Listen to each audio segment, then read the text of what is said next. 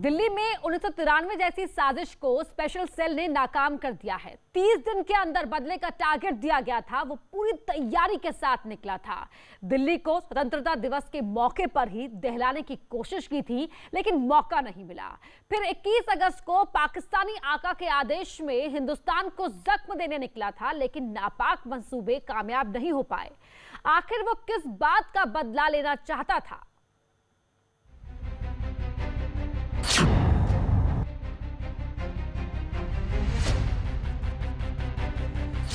दिल्ली में बड़ी आतंकी साजिश नाकाम।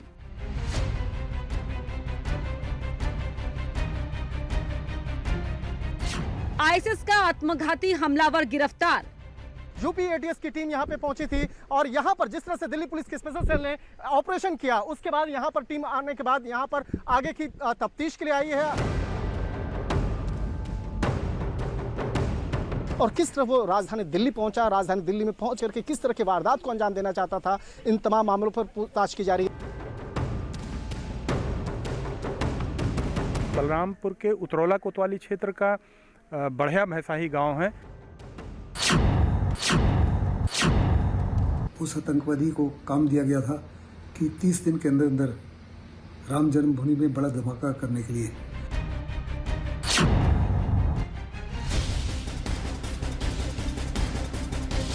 क्या 1993 दोहराने की तैयारी थी?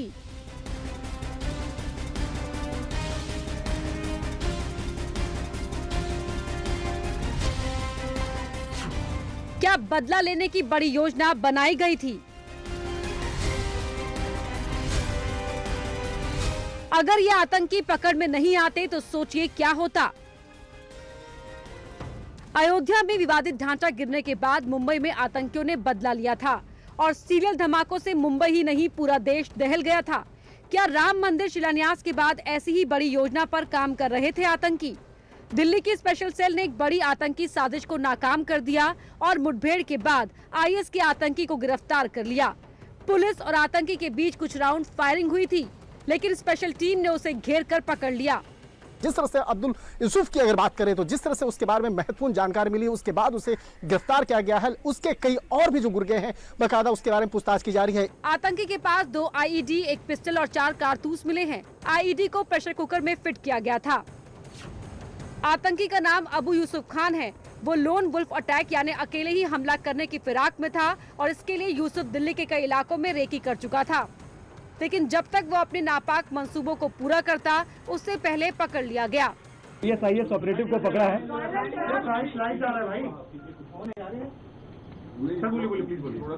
इस टीम ने कल रात एक आईएस ऑपरेटिव को पकड़ा है, एक ब्रीफ एक्सचेंज ऑफ फायर के पास से। ये brief exchange of fire Daulatpur ridge road जो है उस पर हुआ था, लेट नाइट में हुआ है। पकड़े गए आदमी का नाम मोहम्मद मुस्तकीम खान उर्फ यूसुफ उर्फ अब्दुल उर्फ अबू यूसुफ, कई और भी इसके अलियास हैं। शुरुआती पूछताछ के बाद आतंकी को कोर्ट में पेश किया गया और कोर्ट ने उसे 8 दिन की पुलिस रिमांड पर दे दिया। ये स्पेशल सेल का दफ्तर है। जिस तरह से अब्दुल यूसुफ की गिरफ्तारी हुई है और उसके बाद इस मामले में जो जानकारी मिली कि वो बलरामपुर का रहने वाला है, तो उसके बाद तत्काल मौके पर जो एटीएस की टीम यहां पर पहुंच करके तमाम जानकारियों को जुटाने के लिए यहां पे पहुंची। लेकिन जिस तरह से जानकारी मिली थी कि वो अब्दुल यूसुफ जो है वो मूल रूप से उत्तराखंड का रहने वाला है, तो किस तरह से उसके आतंकी गठजोड़ हैं, किस तरह से उसके स्लीपर सेल हैं, इन तमाम मामलों पर विस्तार से तफ्तीश किया जा रहा है। और यूसुफ खान एक खास मकसद के लिए निकला था। वो बदला लेने की फिराक में था। राम मंदिर के शिलान्यास के बाद से 30 दिन के अंदर धमाका करने का टारगेट मिला था। अकेले अपने दम पर इस वारदात को अंजाम देना चाहता था, जिससे इंटरनेशनल मीडिया अटेंशन मिले, मैक्सिमम पे ऑफ मिले और उसकी वजह से हिंदुस्तान में हिंदू मुस्लिम राइट्स भी हो सके, कम्युनल वायलेंस बढ़े।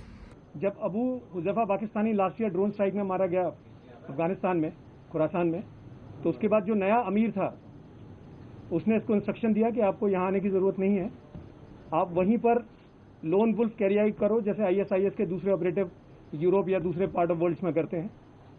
उस स्कीम के तहत ये दिल्ली आया था। इसके बाद से 2 ID based pressure cooker bombs एक 30 का सोफिस्टिकेटेड पिस्टल, 4 कार्ट्रिजेस और एक मोटरसाइकिल मिली है। यानी पूरी तरह से हिंदुस्तान को जलाने की बड़ी साजिश रची गई थी और इसको अंजाम देने के लिए आतंकी यूसुफ खान ने अपने गांव में आईईडी का ट्रायल किया था।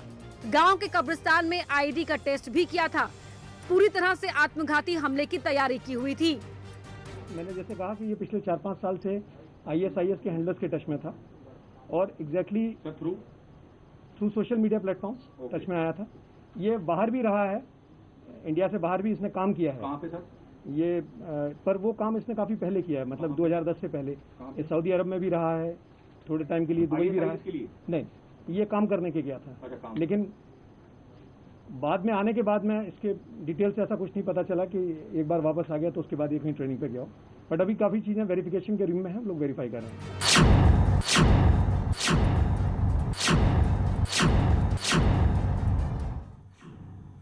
यूसुफ मूल रूप से यूपी के बलरामपुर का रहने वाला है। आतंकी यूसुफ कई नामों से पूरे देश भर में घूम रहा था और लंबे वक्त से ये आतंकी गतिविधियों में जुड़ा हुआ था। IS ने इसे आत्मघाती हमलावर बनाकर भेजा था। इसको अफगानिस्तान के खुरासान के IS हैंडलर से आदेश मिलते थे। कश्मीर के IS नेटवर्क से भी संपर्क में था। इसकी गिरफ्तारी के बाद से दिल्ली, नोएडा, बलरामपुर और लखनऊ समेत देश के कई शहरों में संदिग्धों की जांच शुरू हो गई है।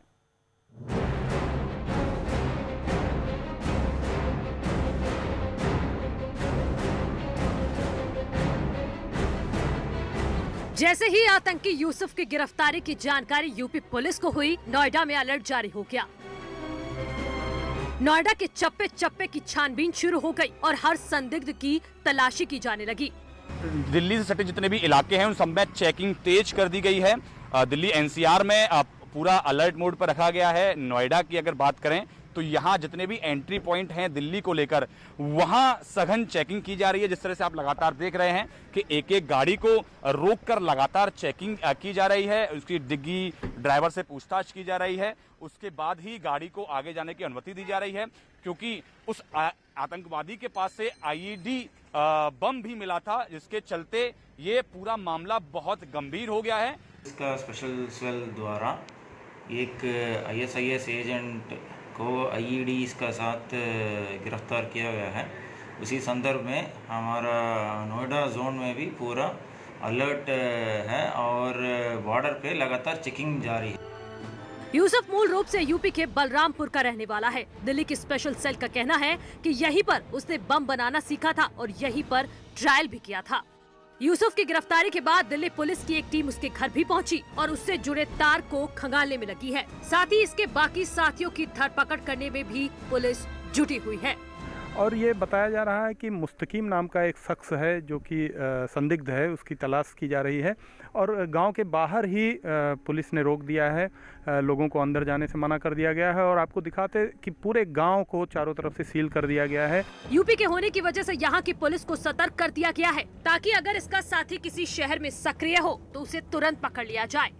इस व्यक्ति के अन्य साथियों के भी सक्रिय होने के इनकार नहीं किया जा सकता है।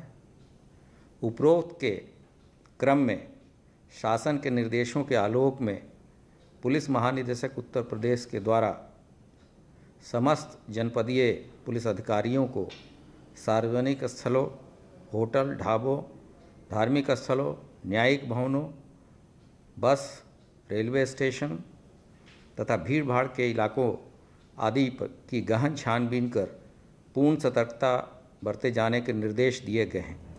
दिल्ली की स्पेशल सेल का कहना है कि जो आतंकी यूसुफ को हैंडल करता था उसे सीरिया में मार दिया गया। उसके बाद ये पाकिस्तानी कमांडरों के इशारे पर काम करने लगा और भारत में घूम घूम कर रेकी करता था।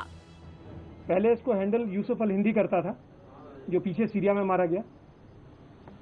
उसके बाद अबू हुजैफा पाकिस्तानी, ये भी एक इम्पोर्टेंट कमांडर था ISKP का, IS खुरासान प्रोविंस का, ये इसको हैंडल कर रहा था। इनफैक्ट अबू हुजैफा पाकिस्तानी ने इसको प्रॉमिस किया था कि वो उसको खुरासान बुलवाएगा और इसने अपनी वाइफ के और 4 छोटे बच्चों के पासपोर्ट भी बनवा लिए थे। उससे कांटेक्ट में रहते रहते उसने आई वगैरह, जैसा बता रहा है, बनाना सीख लिए थे। एक के बाद एक इसके पाकिस्तानी कमांडर मारे जाते रहे और ये अपना लीडर बदलता रहा और उनके इशारे पर पूरे भारत में अपना नेटवर्क बनाता रहा। नाम बदलकर ठिकाना भी बदलता था। इसी वजह से इस तक पहुंचना पुलिस के लिए आसान नहीं था। जब Abu Huzaifa Pakistani last year drone strike में मारा गया अफगानिस्तान में, खुरासान में, तो उसके बाद जो नया अमीर था उसने इसको इंस्ट्रक्शन दिया कि आपको यहाँ आने की ज़रूरत नहीं है, आप वहीं पर लोन वुल्फ कैरी आउट करो जैसे ISIS के दूसरे ऑपरेटिव यूरोप या दूसरे पार्ट ऑफ वर्ल्ड्स में करते हैं। उस स्कीम के तहत ये दिल्ली आया था। इसके बाद से 2 ID based pressure cooker bombs, एक 30 का सोफिस्टिकेटेड पिस्टल, 3 कार्टेज, 4 कार्टेजेस और एक मोटरसाइकिल मिली।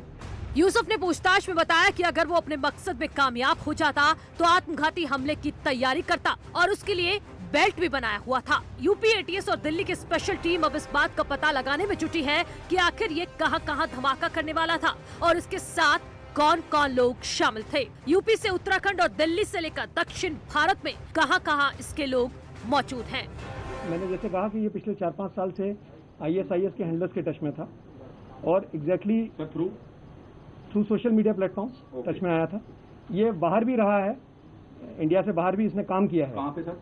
ये पर वो काम इसने काफी पहले किया है, मतलब 2010 से पहले। ये सऊदी अरब में भी रहा है, थोड़े टाइम के लिए दुबई भी रहा है। नहीं, ये काम करने के गया था, लेकिन बाद में आने के बाद में इसके डिटेल से ऐसा कुछ नहीं पता चला कि एक बार वापस आ गया तो उसके बाद ये कहीं ट्रेनिंग पे गया हो। बट अभी काफी चीजें वेरिफिकेशन के रूम में है, लोग वेरीफाई कर रहे हैं। 9 जनवरी को दिल्ली में ही IS के 3 आतंकियों को मुठभेड़ के बाद गिरफ्तार किया गया था। तीनों गणतंत्र दिवस पर हमले की फिराक में थे। तीनों आतंकी तमिलनाडु से फरार हुए थे। इनके 3 साथी नेपाल भाग गए थे। 2 आतंकियों के पास से हथियार भी बरामद किए गए थे। IS से कनेक्शन के आरोप में बेंगलुरु में डॉक्टर पकड़ा गया था। अब यूसुफ खान की गिरफ्तारी के बाद यूपी की पुलिस अलर्ट पर है। बताया जा रहा है कि कश्मीर में धारा 370 हटने के बाद CAA NRC के खिलाफ प्रदर्शन, राम मंदिर फैसले और राम मंदिर भूमि पूजन के साथ ही ISIS ने दे दिए थे बड़े धमाके के आदेश, लेकिन पुलिस की तैयारी के सामने सब धरा रह गया। कैमरामैन सरजीत के साथ ऋषभ मणि त्रिपाठी, न्यूज़ 18। और यहाँ वक्त हो गया एक छोटे से ब्रेक का।